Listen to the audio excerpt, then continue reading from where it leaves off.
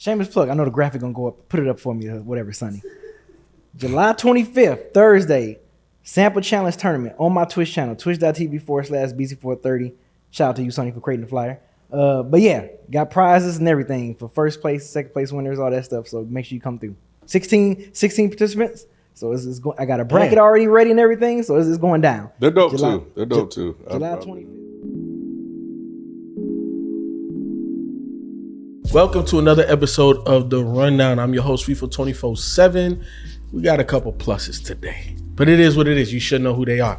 To my left is Ashton, and to my right is Spike. No Modest today. The other two old niggas, you already know who they is, bro. I ain't got to mention them. I'm gonna tell you what's old. What's old? Man, this Billboard Top 100 hip hop albums. What's so old about it? Some of the albums at the very top. You know, we're probably gonna make a separate conversation, so I don't want to get too far into it. But just overall thoughts, real quick. Do you feel that they got it right? And then let's go over their top 5 and be like, does it feel right? Now, it doesn't have to be absolutely this one, but does it feel right? So at number 5, they got Biggie, Life After Death. At number 4, they got Outkast, Aquemini. At number 3, they got Lauryn Hill, Miseducation of Lauryn Hill. Number 2, Dr. Dre, The Chronic. And at number 1, Illmatic. Do y'all feel those top 5 albums should be, in the conversation of top 5 all time? I mean, I'm not mad at the albums that's in there. I would take out Lauryn Hill and maybe put in like a Kendrick, Good Kid, Mad City. Gotcha. Probably put that in there. Mm-hmm. I would take out Life After Death, even though I like Ready to Die more. Mm-hmm. Shit, I put in Doggy Style, bro. That's new, bro. That damn album. That impact. Crazy. Either that, I either take out Biggie and put in Snoop, or take out Biggie and put in Wu-Tang Into the 36 Chambers. But overall sentiment, it's okay. Chronic was fucking Chronic, bro. Like, Illmatic is Illmatic. Illmatic was crazy. I mean, I understand Life After Death being in there because it's a good double album, and of course Lauryn Hill because all the accolades that album got. And Aquemini is arguably their best project. Even though I slightly like ATL is a little better, but yeah, I mean, I'm not mad at Aquemini being in there. I'm glad we have an album in each region, at least in that top 5. You got an album from the South. You got your West Coast albums, you got East Coast. So yeah, I'm kind of that's cool. I'm cool with it. Of course, if it's certain albums I would rank differently or put, But it's okay. It's okay. Okay. Like I said, I would take out the Lauryn Hill, put Kendrick. Give me a new one, like a kind of a a modern classic. Yeah, like a modern classic. Yeah, put that in there. And that's the reason why I started off this segment with saying, some old shit up there, because a lot of these is old. Nas Illmatic came out 93? 94. Chronic 92. 92. Lauryn Hill came out 98. Criminal was 98. You know what I'm Life saying? After Death 97. We're talking albums 30, almost 40 years old now. When we albums, have modern classics like Good Kid, Mad City, because that's the one I would put up there. In the last 15 years, can you throw in 5 like monumental albums like this besides Good Kid, Mad? Take out Good Kid, Mad City. So, I mean, these are monumental albums that's on these top 5. 100. So I'm not mad at that, but like I said, modern Good Kid, Mad City. After that, like what you got, that's like that was like it gotta be. That's on just there. Like that hit. That's another conversation. I like where your mind is going. But Ashton, do you feel that they got the top 5 okay? You ain't got to nitpick, but does it feel right? That's right, because you're younger too. So yes, I know some of this. Yeah, like I never really viewed Lauryn Hill album as like a hip hop album. Yeah, I feel that. So that was probably the one thing that kind of jumps out. Like, really that? But hip hop, if they just get greatest albums or black albums, something like that, they're like, oh yeah, fine. I wouldn't have no arguments with it. But just like as far as like hip hop, I never really considered it that. That's more R&B with some rapping on it to me. But it's fine. When you said it's like to pick one album from each region. Okay. Yeah. Okay. Yeah. I'm surprised Good Kid, Mad City isn't up there in the top 5. But it's all right. Got you. Ken, does it feel okay? They got to get rid of this. They got to stop with this Lauryn Hill shit, bro. Like that's my area of it's the discontent. Accolades. It's all because of the accolades. I know. Bro, I know. We got to change this conversation. I know. I think we're gonna keep hammering, bro.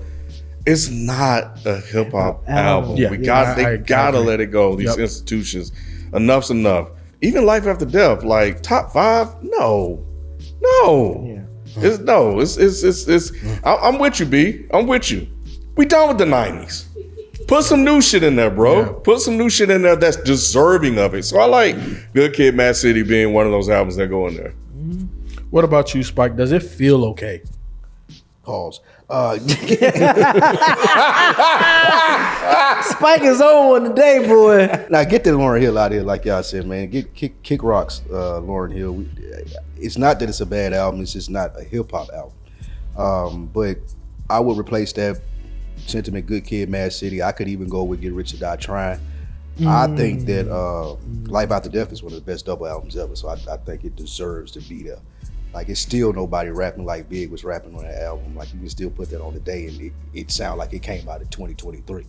I still think great that double about, album. yeah, it's Yeah, it is a good double album. but Best yeah, of all time. I don't know. my main sentiment is get Lauryn Hill out of there and put a newer classic in there, which would be either 50 Cent's Get Rich or Die Trying or Good Kid, Mad City, Kendrick Lamar. My Beautiful Dark Twisted Fantasy is in the last 15 years. Okay. Kanye is not making that list, bro. Not with it. Kanye on the list 3 times. No, Ken, what I'm saying, okay, going Top off of what five, Beezy yeah. said in the last 15 years, Okay. what would be albums that were monumental that could be a top 5 just in the last 15 years to exclude the 90s and the very early 2000s? See, the good, So, Good Kid, Mad City, My Beautiful Dark Twisted Fantasy. Them some good ones. That's a good one. All right, well, I'll tell you what's another good one. What's it? And some regions, at least 2 regions are represented. Yeah. And I think it's very underrated. When I look at the numbers, it's not making no sense to me. Big shout out to Jay Skis. Go subscribe to D365 because we have already reviewed the last 2 Jay Skis projects. So me and Ken are definitely up with the Buffalo Kid. Shout out 716. Shout out Damone Tyrell. But he just dropped a song, and I gave it to y'all so y'all can listen to. I ain't want y'all coming over here to the classroom unprepared. No, I did. So then we may need to take a pause break real quick because they need to listen to. Before we do that, it is an atrocity that there was no Master P album on here. Not on 100. Not on 100 one at all. out of 100 songs. Let them know. Speak Not on it. no limit album. That is crazy. Last segment. Oh, okay. This segment we have the South definitely I'm with you, represented though. All right. with Sauce Walker, Big Crit, Jay Skis featuring those 2 artists. So we'll be right back because these niggas fucking up.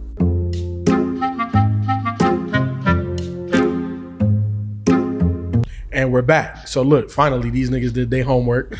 What Ashton just said off camera is exactly what the hell I felt. Look, Beezy sent this to me and it took me about 30, 45 minutes before I listened to it the first time.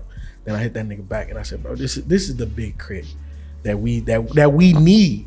You know what I'm saying? I've been saying, can we reviewed the little EP he dropped either earlier this year or late last year. And I felt Big Crit was back. There was another feature Crit was on that he did something we talked about very highly. Big Crit also produced a song on 2 Chainz and Lil Wayne's album. And I'm like, okay, it feels like we're getting Big Crit energy back. Like he's starting to make waves again. Then when I heard this, I said, well, goddamn. And here's the thing, like I said, big shout out to Buffalo 716. Getting Sauce and Crit on a Buffalo nigga track, like I didn't anticipate. I didn't see this happening. And I know Jay Skis has been talking about, Big Crit, somebody he's been wanting to collaborate with for a minute now.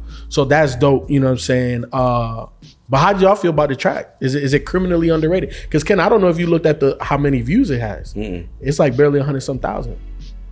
I think that's the issue, but I guess good for Jay Ski.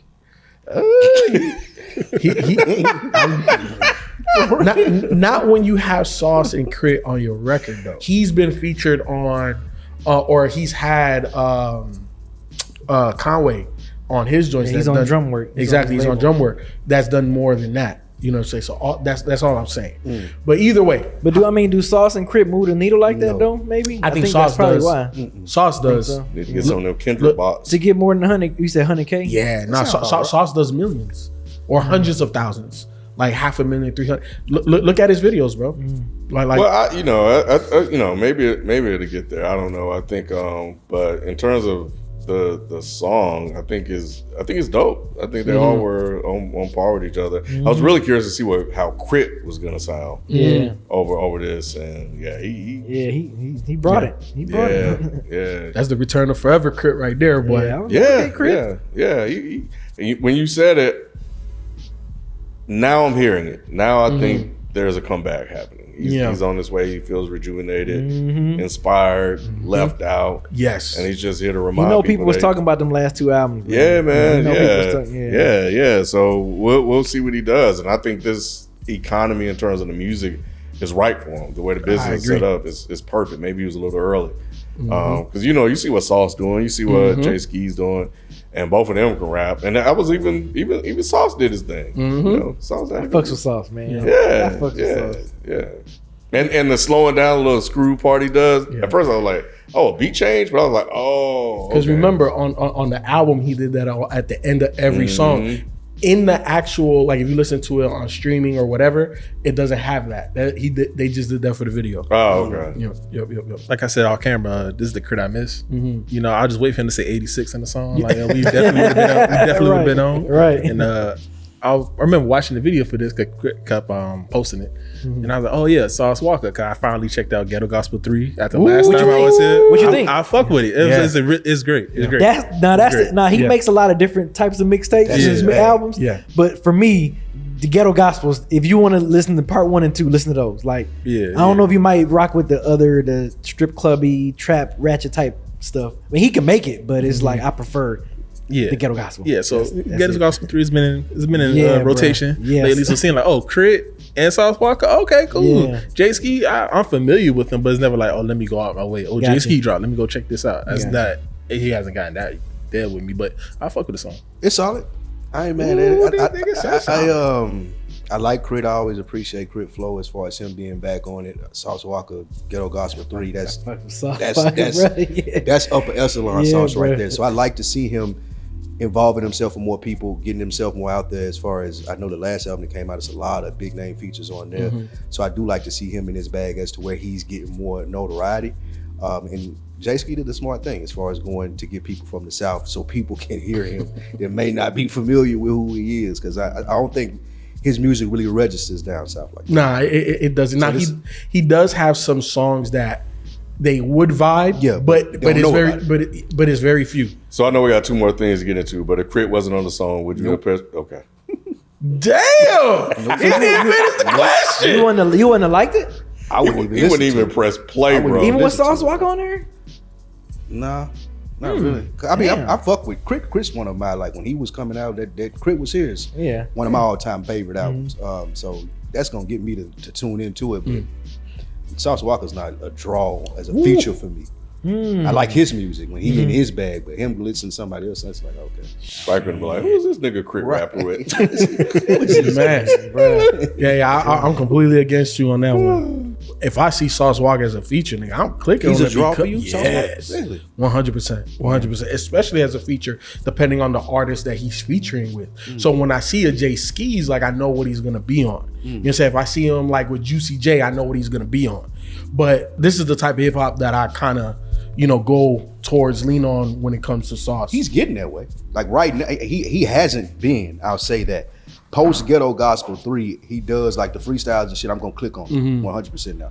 I do like Sauce Walker and his music, but if I see him paired up with Jay Ski, it's like, okay, I'm gonna keep scrolling. But if it's somebody, if it is somebody though that I'm like, okay, I fuck with him and Sauce Walker on there, yeah, I'm gonna check it out. But it can't be Jay Ski. I know you're not checking out for Jay Skis, but I know who definitely got checked. Who? Jay Prince. Woo. I know who got checked. 60-year-old still trying to be hood, dude. Man, you failed, bro. No, I agree with Cameron. Yeah, I That was agree. one of the best bars. Man. That was Mason. That was one of the best bars he's ever said. I mean, Hold on. Let me set it up. Let me set it up. I'm gonna get very abbreviated synopsis of what happened, and then we'll get into it. Shakur Stevenson, he is a boxer.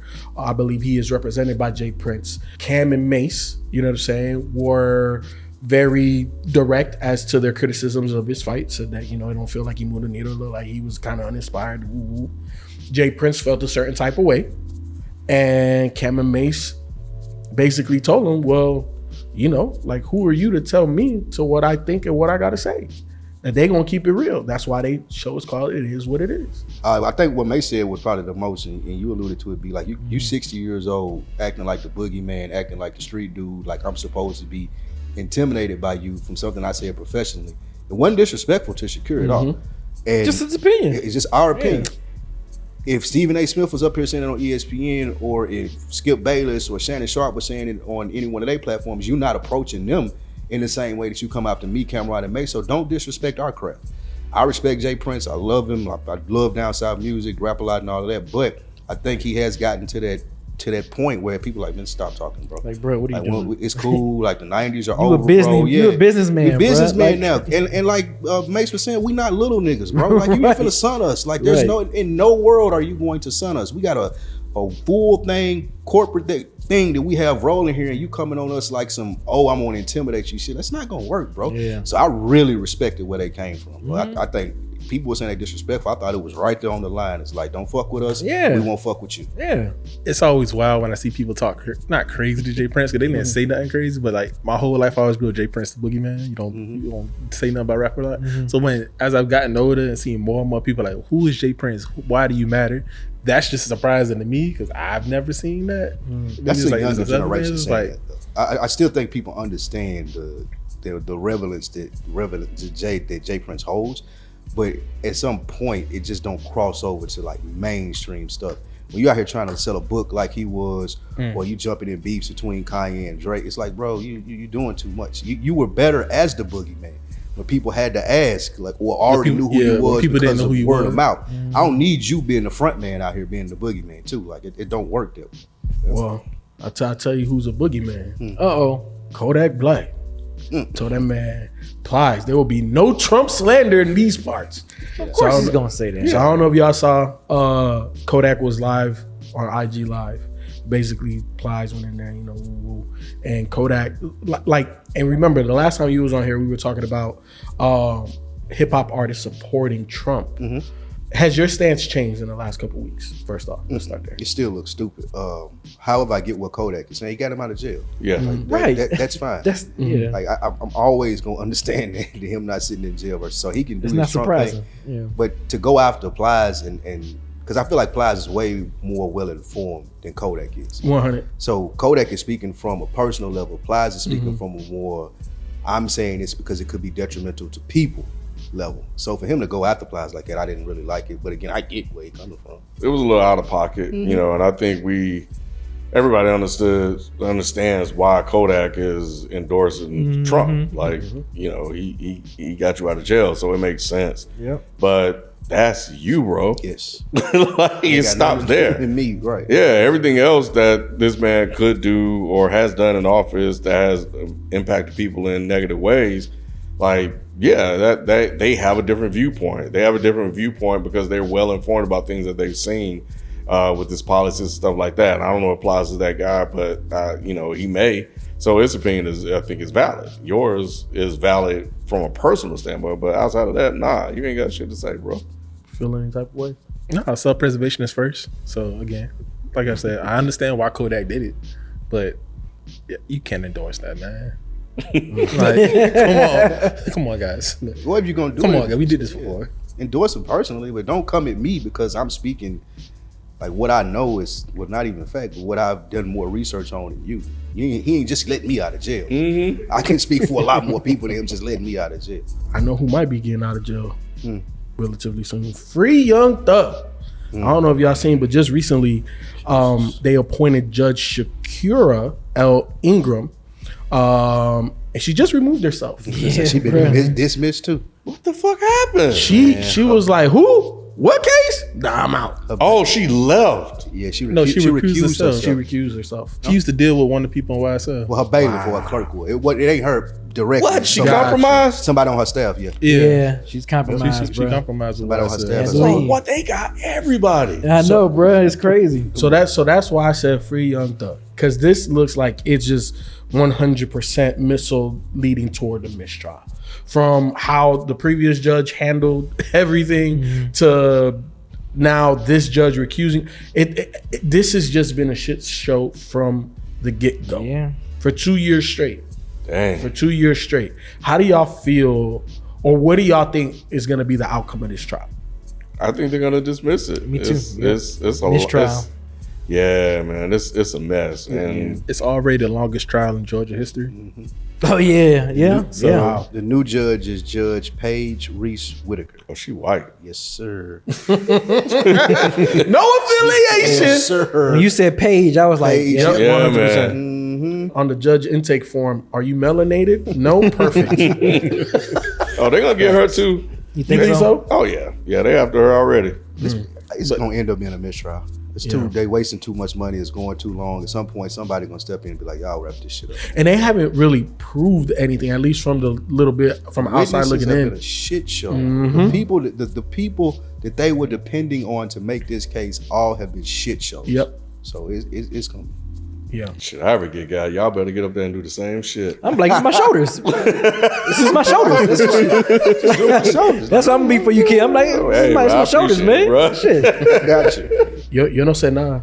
Yo no sé nada. Este tipo aquí, yo no sé.